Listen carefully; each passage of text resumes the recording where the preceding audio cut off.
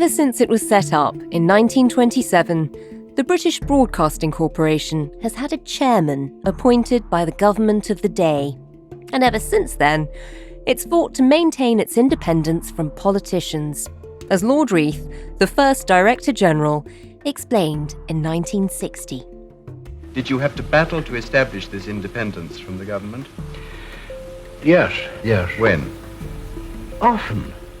In money, in the financial, that was the first thing that we came on. They very nearly interfered there. The Prime Minister personally, very nearly. Before I joined the Times, I worked at the BBC for 17 years. And during that time, the BBC board went through half a dozen chairs. Some had been appointed by a Labour government, others by the Tory government that followed. Some had even been politicians before they came to the BBC, but when they did, everyone assumed their loyalties shifted. It was the BBC they defended, not the government that appointed them. But when Richard Sharp became the new chairman in February 2021, people I still know at the BBC were alarmed. Would-be candidates for the BBC chairmanship were being told, don't bother. Boris and Number 10 have decided it's Richard Sharp. Is a major donor to the Tory party. At a time when Boris Johnson was threatening to bring down the BBC, this was seen as a brazenly political appointment. And then there was this. The Sunday Times has revealed details of how Boris Johnson may have funded his life in Downing Street. Boris Johnson secured a credit facility of up to £800,000 with the help of a relative. The exclusive story on the front page of the Sunday Times, the current chairman of the BBC helped arrange a guarantee on a loan of up to £800,000 for Boris Johnson. That was weeks before the then Prime Minister selected him for the role. A spokesman says there's been nothing improper about Boris Johnson's relationship with Richard Sharp. Months went by, investigations were launched, and then, on Friday... Oh, blimey, we've got some breaking news. That's exciting. It's the breaking news that the BBC chairman, Richard Sharp, has resigned. So we will very much bring you the very latest on that. That should have been the end of the story. But with one resignation down, there may now be more to come. Simon Case, front page of the Times, call for top civil servant to go amid worst crisis. I think his days as Cabinet Secretary are certainly numbered. You're listening to Stories of Our Times from the Times and the Sunday Times. I'm Manveen Rana. Today, with the BBC chairman gone, who next?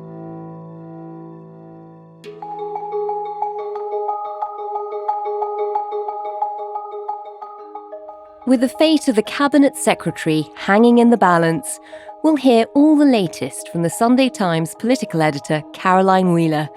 But first, to understand why so many public figures are fighting for their careers, you really have to go back to the start of this story and to the journalist who kicked it all off.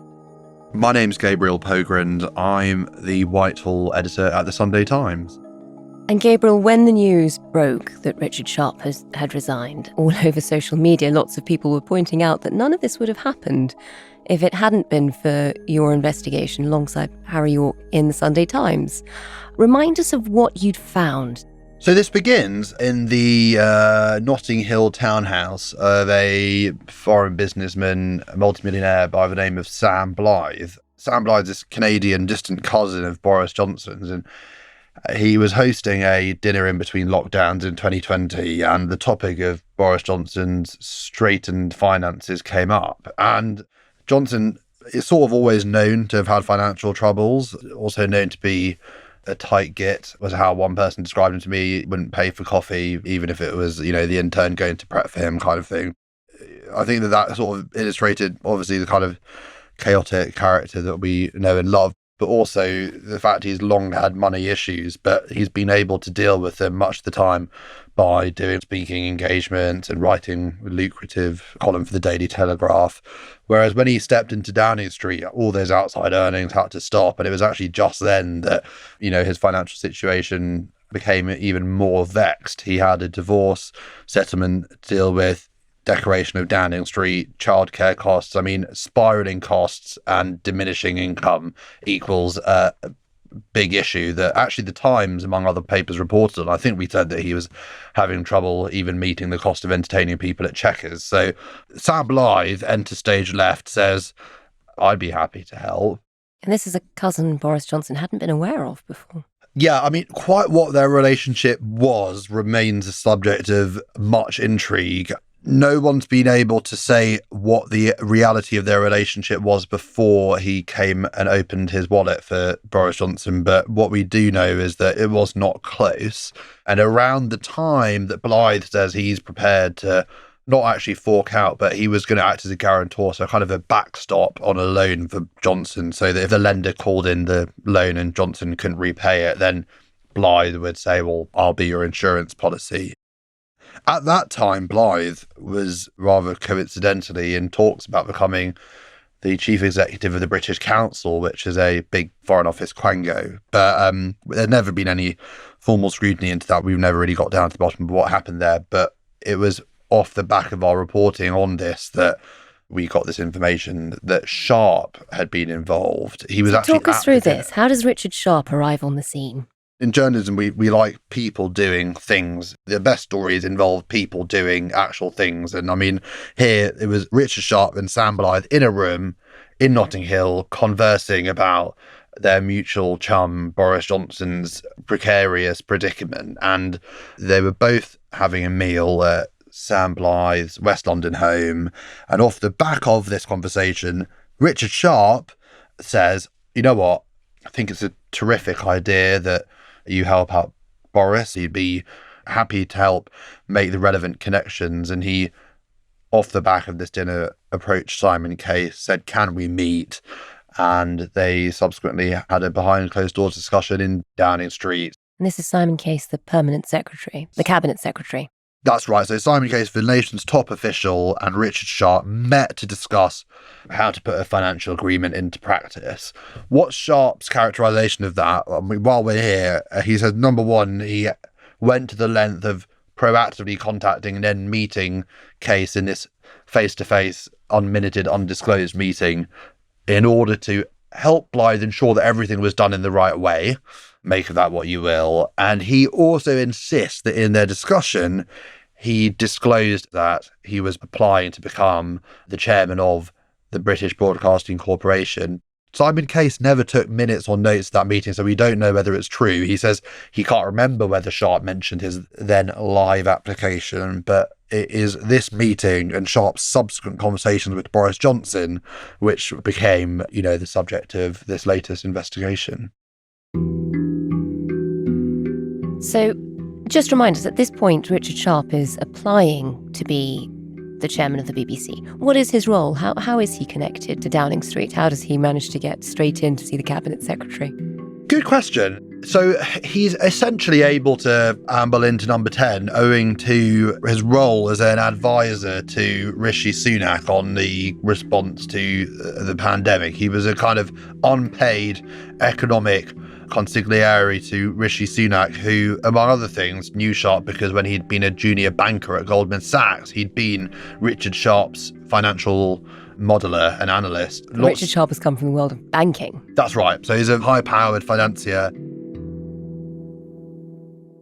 and had once been Rishi Sunak's boss. As part of that, he had kind of unfettered access to the corridors of power in the form of the Cabinet Office, Downing Street. Obviously, ordinarily, one can't just sashay into Downing Street and meet Simon Case. But I suppose this is the way the world works. So he had to pass so he could go into the Treasury in number 11 and use that in order to go and press the flesh with Simon Case. And when your story came out and when you were about to put it out, what was Boris Johnson's response? He gave a pretty characteristic doorstep interview to broadcast cameras in which he deployed a slightly idiosyncratic phrase. Let me just tell you, Richard Sharp is a good and a wise man, but he knows absolutely nothing about my personal finances. I can tell you that for 100% ding-dang sure. This is not a version of events which I think has been vindicated, but he has essentially been forthright in refusing to engage on the subject of anything. I mean, they tried to get us to stop publishing the story at all, use the fact that the loan was up to a given amount to deny that there was ever any kind of loan. And when your story came out, by then Richard Sharp had been installed as chairman of the BBC. The story caused a real stir. It led to all sorts of questions being asked. What was Richard Sharp's response?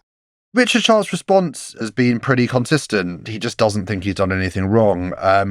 He was an advisor to Boris Johnson in City Hall back when Johnson was London mayor. He was one of the most senior bankers at Goldman Sachs. He's a major donor to the Tory party, chairs at various think tanks and other institutions. So, I mean, he's not an unsophisticated character. He's certainly not illiterate in the way that public life works. But he's also conveyed this idea that he wasn't actually versed in how public appointments worked. He didn't know he should have done anything, and he's sort of terribly sorry if the interpretation that others have reached is that he failed in a particular way. But no, he's not particularly apologetic. I think that's fair to say. I don't think he would quibble about the idea that he basically thinks that he, is subject to expectations and scrutiny, which isn't fair.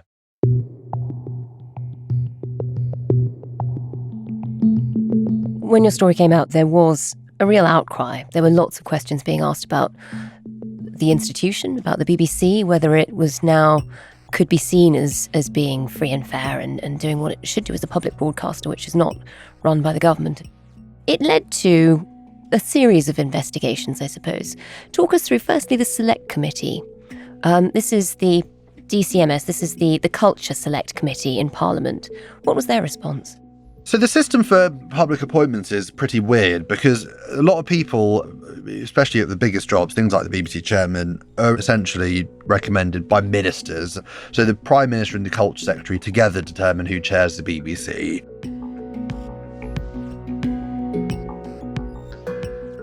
But then there are also these sort of safeguards or other committees that get involved at various stages to ensure that things are done by the book. And one of the committees involved in deciding the BBC chairman is the DCMS Select Committee. So that's Department of Media, Culture and Sport. It's a cross-party committee of MPs, currently chaired by a Tory parliamentarian. And once the government and the appointments panel has put forward a candidate and they've been accepted in principle, those MPs are required to conduct their own hearing called a pre-approval hearing, in which they can ask them relevant questions and either withhold or rubber stamp. To my knowledge, they never withheld it. It's seen to be important. There's some sort of parliamentary involvement.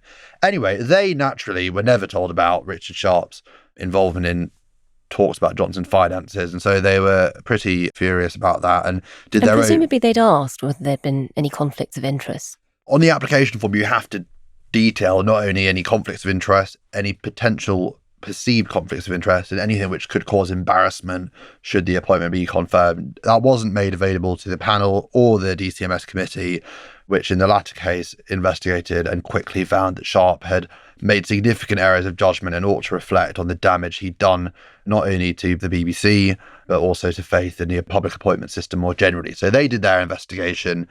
The BBC were kind of chronicled as having launched their own probe, but it never really amounted to that. I'm sure that will never see the light of day now. And just remind us about how this investigation by a Casey, by a King's Counsel, comes about. Because, as you say, the Select Committee had found that there had clearly been errors. Richard Sharp didn't resign then. He kept his head down, and everybody's waiting instead for this investigation. Initially, a guy called William Shawcross, who's the Commissioner for Public Appointments, was asked to investigate, and he launched an inquiry and then rather mysteriously stepped down, saying that he had past contact with Sharp, so it wasn't a suitable person to do this investigation. So then it got handed to this barrister. Richard Sharp does sound like he's very well connected. I don't think anybody could deny that. I think I might be one of the few people who didn't know him beforehand. I can't imagine that I'll be getting to know him now. Yes. So he passes this investigation on, and they presumably appoint somebody who's seen as independent? Yes, a barrister called Adam Heppenstall basically examined whether or not the appointment complied with the government's own code for appointments, and the answer was no, it didn't.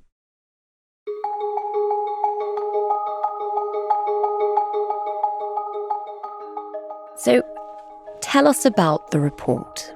What are the key findings? The report's core finding is that Richard Sharp's appointment breached the government's own code for these things in two key ways. Number one, he never told anybody on the appointments panel about the fact that he'd gone and spoken to Boris Johnson about his application before submitting it. And the second is that he never informed the panel or the MPs committee that he had been involved in conversations about Boris Johnson finances, both with Boris Johnson himself and then Simon Case. I think it's sort of a well-established fact that ministers can bring to bear upon appointments processes, and there was actually an interesting piece which appeared in The Spectator under Robert Peston's byline in a months preceding Sharp's appointment, saying that in Whitehall, would-be candidates for the BBC chairmanship were being told, don't bother, because Boris and Number 10 have decided it's Richard Sharp. So wow. It was kind of known that the government had its preferred candidate, but even then, these things have to take place within guardrails. And what Adam Heppenstall's report concluded is it didn't comply with the rules in question. So the people who were picking who the next chairman would be knew very much who the Prime Minister wanted it to be. They certainly read reports about that. And I mean, actually, this latest investigation is super interesting as well, because it says that Number 10 was also involved in handpicking the people who were ostensibly there to be on this neutral and rigorous appointments panel. So one person on it, for example, was a lawyer called Blondell Clough. She's a prominent lawyer in her own right, but it's difficult to avoid the detail that she's also married to the proprietor of The Spectator during Boris Johnson's editorship and has praised Johnson's brave leadership publicly. So, I mean, this is one of the people who was involved in the scrutiny and interviewing process of Sharp. So, I mean, this process is not unencumbered by politics, but even then, you do have to make certain details clear, and none of those facts were ever made available to the relevant individuals. Richard Sharp obviously resigned as a result of this report. What's the BBC's response been? I was quite surprised by this. They put out a statement from the corporation and then also one from Tim Davie, the Director General. And in it, they said basically that Sharp had done a great job, was a man of integrity. I would like to thank Richard for his service to the BBC and the drive and intellect he brought to his time as chairman. Working with him over the last 2 years has been rewarding, and Richard has made a significant contribution to the transformation and success of the BBC. So the BBC doesn't have the right to remove its chairman anyway. That's, I suppose, the point of being chairman is that you're overseeing the organisation rather than the other way around. But it was never for the BEEB itself to make the call, albeit there had been loads of briefing that people at the highest heights of Broadcasting House felt that his role was untenable. But, it doesn't help them today to stick the knife in, or all they need to do is say, thank you very much and cheerio. And that is basically what they've said. Do we know how much impact Richard Sharp actually had when he was there? I mean, how much was he able to influence what happens at the BBC? There are plenty of people out there who will say, yes, he was doing a good job. And obviously, this ended up being a blessing and a curse for him, but he did have connections to the Tory party and to ministers, and that might have served him well battling for the corporation in a testy time with licence fee and cuts at the World Service and all the rest of it. Gary Lineker has tweeted that the BBC chairman should not be selected by the government of the day, not now, not ever. Do you think this whole episode will change the way the chairman is appointed? Will it stop being a political appointment? One thing that has to be said is I'm not sure that the fact that it's a political appointment has ended up posing much of an advantage to the government of the day over the decades. New Labour had a profoundly antagonistic relationship with BBC at every level in respect of the Iraq War, certainly after the invasion. And, fast forward to the present day, Rishi Sunak has not at all looked comfortable about his former boss being subject to all this public scrutiny, and potentially there was a very real possibility that he would be forced to make some sort of decision. It's not comfortable for the government. It doesn't appear to be brilliant for the BBC. It obviously doesn't help, both in its global but also domestic reputation, that ministers can be so directly involved in determining who chairs the corporation. And there will definitely be a conversation now about whether that procedure is right and proper, or whether there's perhaps a better way.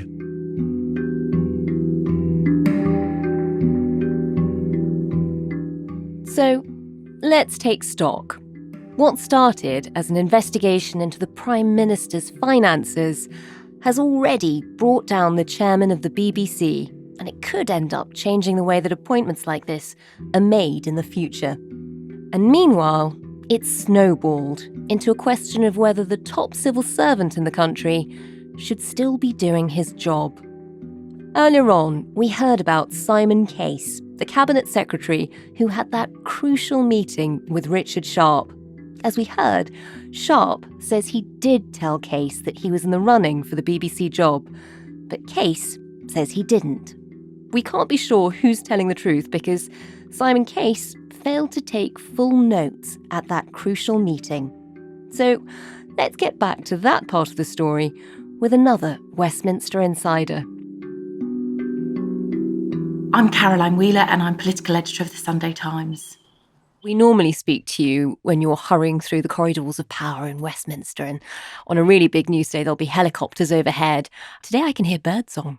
Does this mean they occasionally let you out? They do occasionally let me out, yes, absolutely. Not very often, but with the coronation week and also the teacher strikes, yes, you can hear the birdsong in the back of my garden.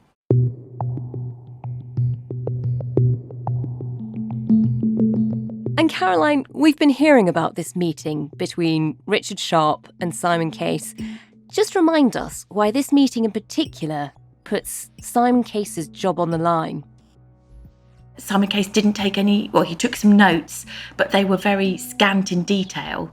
Mentioned words like conflict of interest, but no reference to BBC. And when he was asked about this particular meeting as part of the inquiry into this affair, he effectively said he couldn't remember what had been said during the course of these discussions, which has raised real questions about Simon Case in terms of his professionalism as the country's most senior civil servant. And so this has raised fresh questions about Simon Case's future in Downing Street. Simon Case has been the subject of many briefing wars for his involvement in a number of sagas, if you think back from Partygate back in May last year. Simon Case, the Prime Minister's Cabinet Secretary, has had to step back from running the inquiry into allegations of Christmas parties in Downing Street. It is another unbelievable twist in Partygate that the lead investigator has now been the subject of stories suggesting that he may have attended or even hosted his own parties. Nadeem Zahawi, Dominic Raab, he's had a role in all of those scandals. He was even implicated in those WhatsApp texts. Leaked WhatsApp messages showed Simon Case involved in banter with Matt Hancock during the pandemic. There were some rather questionable WhatsApp messages sent, which many people thought was going to end his career at that moment. But certainly he's at the front of a new briefing war at the moment. Lots of people, both political and indeed from the civil service, very much questioning whether he's up to the job.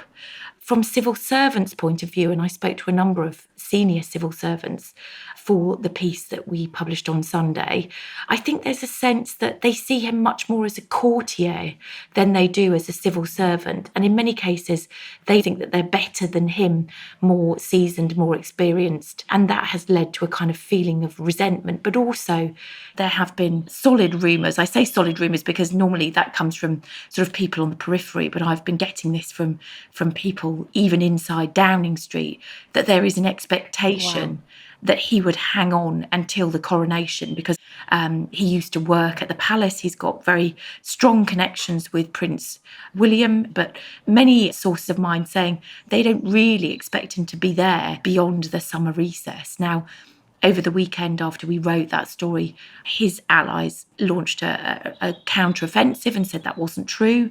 But at the same time, we understand that Case is no longer attending many of those meetings that he once was.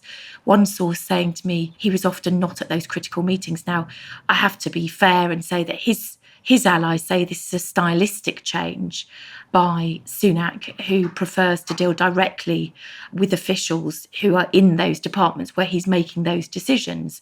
But we can certainly say that his role within government has changed in recent months. As one senior civil servant said to me, it's a question of when and not if he departs Downing Street. And we should say, he does have his supporters. On Times Radio, we heard Lord Bethell, the former health minister, saying he didn't recognise a lot of these stories. A lot of the stories that are being told, they seem very one-sided. He is the conduit for a lot of electricity, and everyone's pointing the blame at the top guy. That's why instinctively I feel it's a bit unfair just to scapegoat the guy who seems to be holding the can.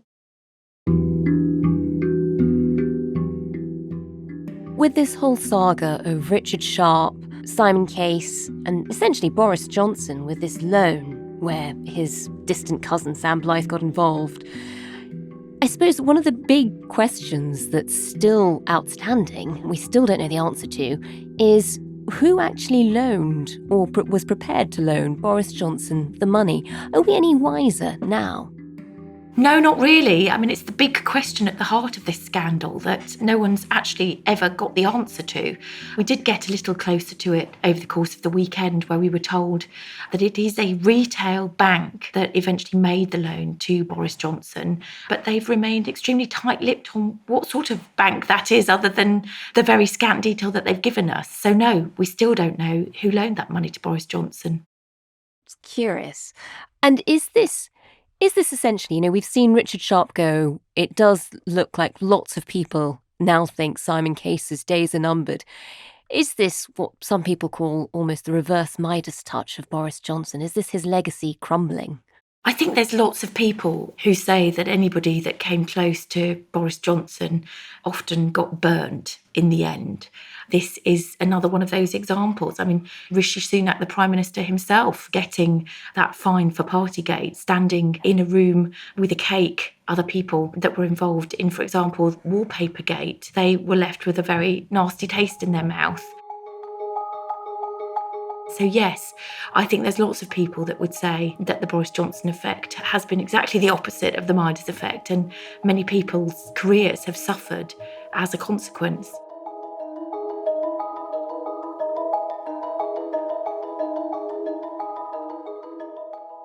You've been listening to Stories of Our Times, a podcast brought to you thanks to the subscribers of The Times and The Sunday Times, with me, Manveen Rana, and my guests, The Sunday Times Whitehall editor, Gabriel Pogrund, and political editor, Caroline Wheeler. If you're a subscriber, you can read all of Gabriel and Caroline's work at thetimes.co.uk. The producers today were James Shield, Edward Drummond, and Olivia Case. The executive producer is Kate Ford, and sound design was by David Crackles. If you can, please do leave us a review. It'll help others to find us. Thanks for listening. See you tomorrow.